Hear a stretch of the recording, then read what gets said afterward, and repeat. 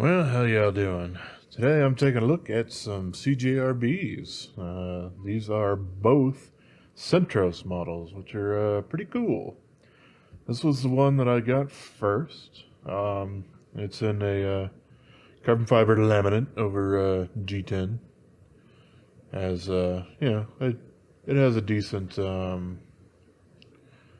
effect going for it, but it is certainly not just full carbon fiber. But that's perfectly fine. These guys have D2 blades on them. And thumb stud deployment. They stick out just a little bit over there, so they're not super flush there, but that's perfectly fine with me. And yeah, they come out to quite a long blade. Let's see. I got my ruler here.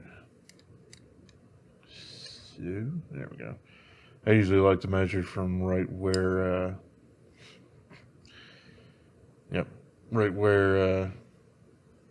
the handle meets the blade. And we got like 3.5 inches there. Now, with this guy in particular, it's perfectly flat. That's kind of the original way that these guys were designed by, was that Dylan Mallery? Yeah, Dylan Mallery there. And, they work out pretty darn well, quite comfortable. I do like that the back end platform for your ring finger and pinky are kind of, it's got like a little bit of a cutout, and then you got that platform for it. It actually feels like it gives you a little bit more downward force. I don't necessarily know if that's true, but it certainly feels that way. It's got a deep carry pocket clip on there, which is all sorts of super sweet. And if you can see inside here, you got a little lanyard bead that, it'll rotate around if you really want it to, because it's just kind of free floating in there in those liners. Those liners, by the way, are not skeletonized at all. So these guys are a little chunk-tastic. Yeah, same on this guy. Let's see. I haven't actually gotten all of the measurements on these guys yet, so I will be doing that along with y'all in the video. So yeah, it's a pinch over 4 ounces, or about 114 grams. And this one's a bit lighter, about 3.67, somewhere right around there. Alrighty. This guy was the Blade HQ exclusive variant of it. This is green canvas micarta, which is fairly nice. They apparently source this somewhere in the U.S., but they don't really mention who. Not that I actually know any companies besides, the people who invented micarta that would manufacture it. So I guess it doesn't really matter. Same D2 blade on this guy. I actually kind of wish that they would have used their AR RPM 9 on it, but I don't think they were really interested in doing that on their exclusive variants, or they wanted to save that for more widely available things, like the RIA that uses this micarta, or they got another couple of models that like just came out that have it in there, and I really do want to pick those up, but I haven't yet. Alrighty, so yeah, it's got the deep carry pocket clip on there. Both of them, you can see they got the button head screws on there, so they're not perfectly flush. It does actually kind of get difficult to get these guys in and out of jeans or whatnot. Like, it'll work fine for slacks or whatnot. And also this guy has kind of some annoying problems, but this is a a 1x1 kind of thing. By the way, the new mat, just because I felt like mixing it up a little bit. I generally like Totoro, and so there we go. I'd like Cat Bus to be over here, but it's not. Oh well, whatever. So, yeah, with this guy, if you want to deploy him by using the pad of your thumb to rotate it open, doesn't actually lock. But, so you do need to fling it out a little bit. And that's great, that works. Locks it up nice and fine, but has quite a bit of lock stick when you do that. And this one, as you can see, I've tried using some Sharpie and some other graphite lubrication there, and that hasn't quite worked. So, at some point, I will open this guy up again and attempt a little bit more drastic measures of remedying that lock stick and whatnot. And hopefully it will fix the fact that this guy doesn't lock without sufficient force into that lock pin. But what's super nice about the Micarta guy here is you get some contoured scales going on, which I quite like. They're not quite as contoured as like the Feldspar that I've also taken a look at, and I think I might have actually complained about it having lock stick as well. Oh well. But yeah, I certainly do like this thing quite a bit. It's a nice design that Dylan Mallery had come up with. Yeah, I can go ahead and open this guy up so you guys can take a look on the inside. Mostly T6 construction. We got T8 in the pivot, obviously, because it's fairly industry standard at this point. And with most knives, I end up taking the pocket clip off because, well, a lot of times... There we go. A lot of times, they screw directly into a scale, so it really makes it difficult to fully take them apart. And, well, that's a little annoying, so I just do it and move on. So, alrighty. You can see that there is quite a bit of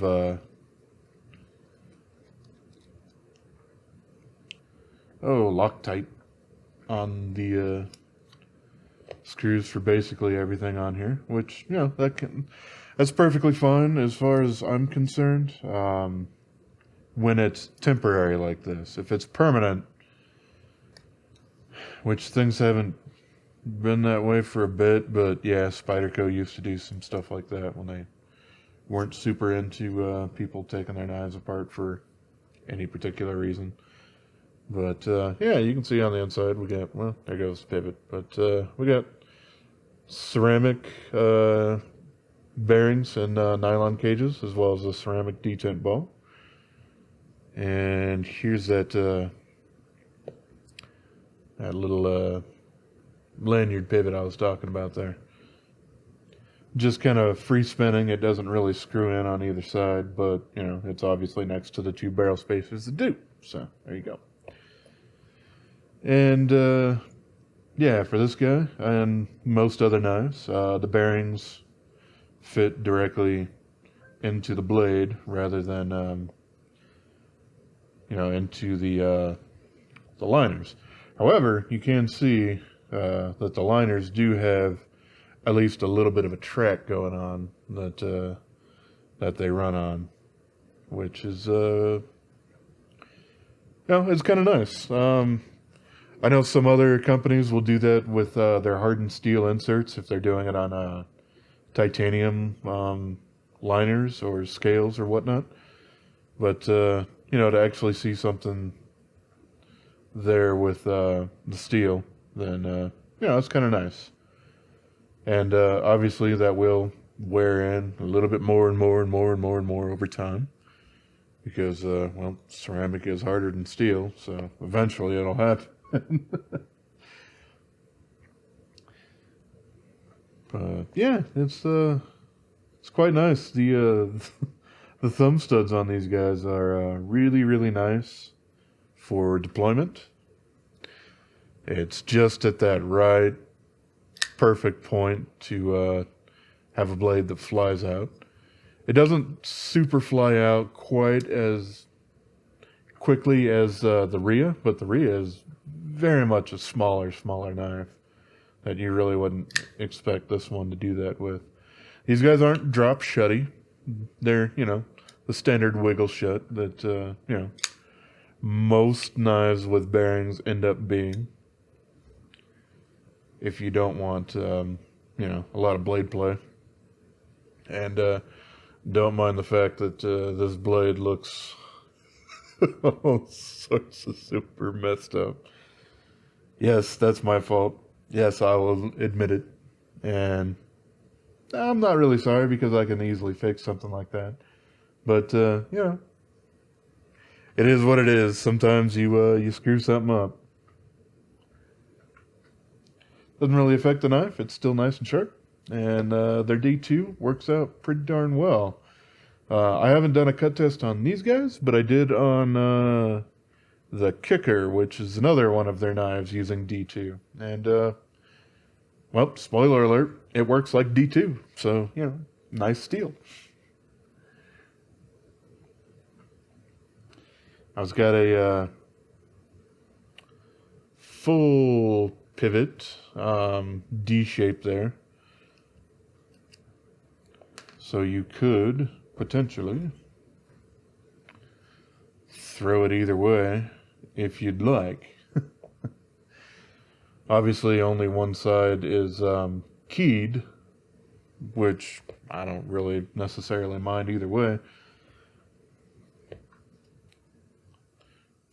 But there you go. Yeah, something that I'm sure that this guy was originally kind of built to a price, because otherwise I'd think that they would want to skeletonize the liners on these guys. And that's obviously something that they did work out a little bit with the contouring of the scales for this exclusive variant. But it could probably also, use some skeletonization in these liners that are, they're not the thinnest liners in the world, which, hey, that adds for stability, and they certainly do feel nice and solid in the hand. So how about if I just slap this guy back together super quick?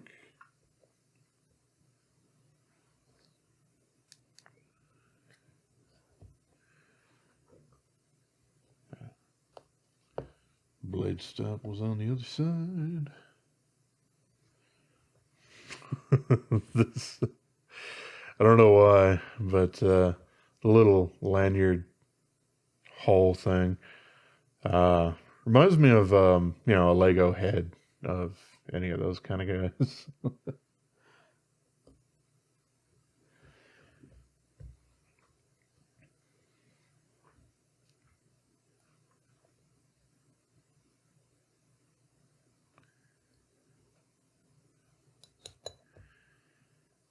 Alrighty. So, yep, we got the spacers over here on those. But if I don't actually forget to put those darn things on, then if everything's actually lined up, which it might or might not be,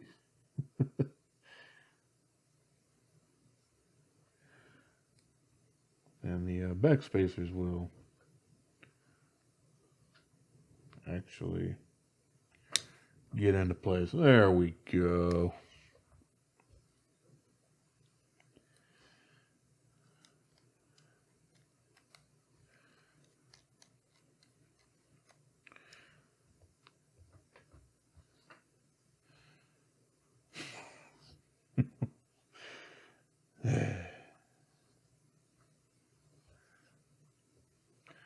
You know what? I'll put that back in later because I don't need that kind of negativity in my life right now.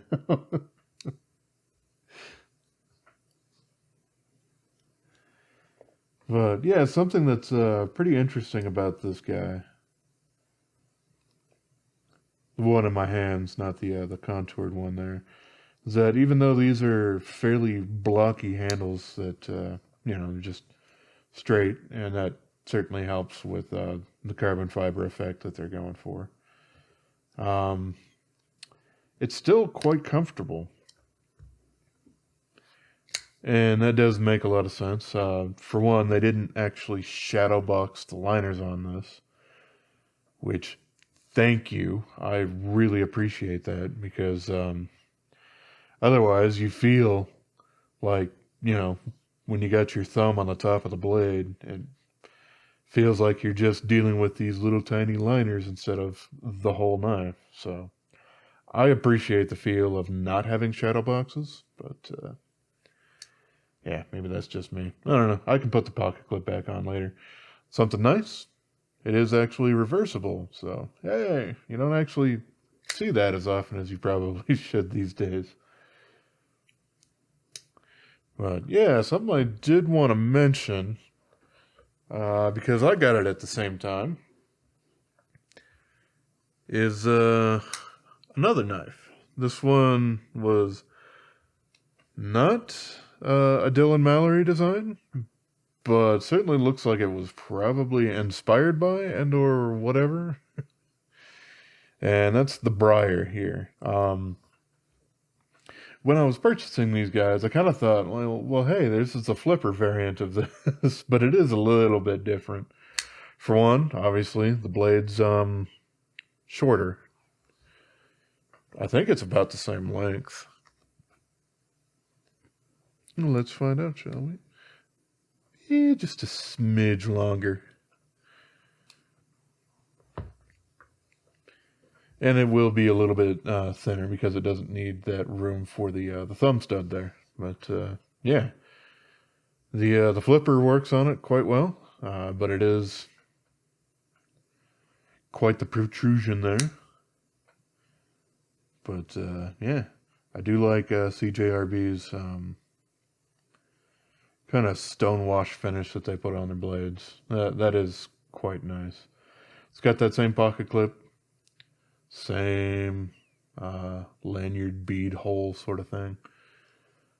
But this one is shadow boxed, so the liners stick up proud all the way around it, including kind of, well, not quite the bottom, but yeah, I suppose mostly the bottom. And to me, I understand the look that they're going for with that, but man, I really don't find it that comfortable because it just kind of reduces the width that the knife actually is, where you're actually grabbing onto it. Like, in the middle, like if you got the whole ham fist thing going on, then sure, but I'm just not the biggest fan of that in general. But I'm gonna bring another one in here now. This one's actually an artisan cutlery knife. This is a Shark, which reminds me a lot of that. But this guy's on G10. Same D2 steel. And yes, this one is weird and all sorts of shiny and not incredibly sharp, and it's scratched all to hell. And that mostly I'm going to blame on the KME and me kind of learning terribly how to deal with it with this particular knife. But yeah, you can see it's got a lot of similarities with the shadow box sort of thing. Yeah, blade shape is pretty darn similar with, you got the full flat up here. And you got the shadow box liners on here. At least these are, blue. I don't know necessarily if that's an anodization or a coating or whatnot. But, yeah. Just, had it sitting around and figured, well, yeah, it does remind me quite a bit of that, which I also had that sitting around because I was taking a look at these guys. So, yeah, it's pretty interesting overall. I do quite like this design. I really wish that it wasn't shadow boxed with the liners. I think that would probably make it a little bit more comfortable. But in general, looking at this blade and yeah, the briar as well, these knives really look a little bit more tactical in nature, maybe. They can be useful, but they are much, much more designed for stabbing, like just shanking things with. Whereas, something like the Centros here, the Feldspar, while it still has kind of that sort of thing with the wider blade, it does feel like it has a little bit more utility use to it. Whereas these guys feel a little bit more tactically purposed. Probably why they're so long as well. Yeah, but yeah, so there you go. There's a confusing amount of knives. Even though these were the ones that I was particularly talking about. So, yeah, I had filmed a video like this quite a while ago and just completely forgot about it. And went back and looked at it and it sucked. So I just decided, you know what, let's just throw it away and I'll reshoot it with this. So that's what's happened. So, yeah, I've had these for quite some time. I've had this guy for close to a year. I got that alongside the briar and then ended up doing some weird things to the blade when I was resharpening it. And this one I've had a little bit less because obviously it didn't come out at the same time. Overall, I do like the design, but it does have the lock stick and lock not engaging without a solid flick open. Whereas this guy, yeah, just locks up just fine. So, well, there you go. There's kind of my thoughts and everything on these CJRB Centros. That's the name. So, alrighty. Well, as always, I've been Jerry. These have been some CJRB knives, and I hope you have yourself a wonderful rest of your day, yo.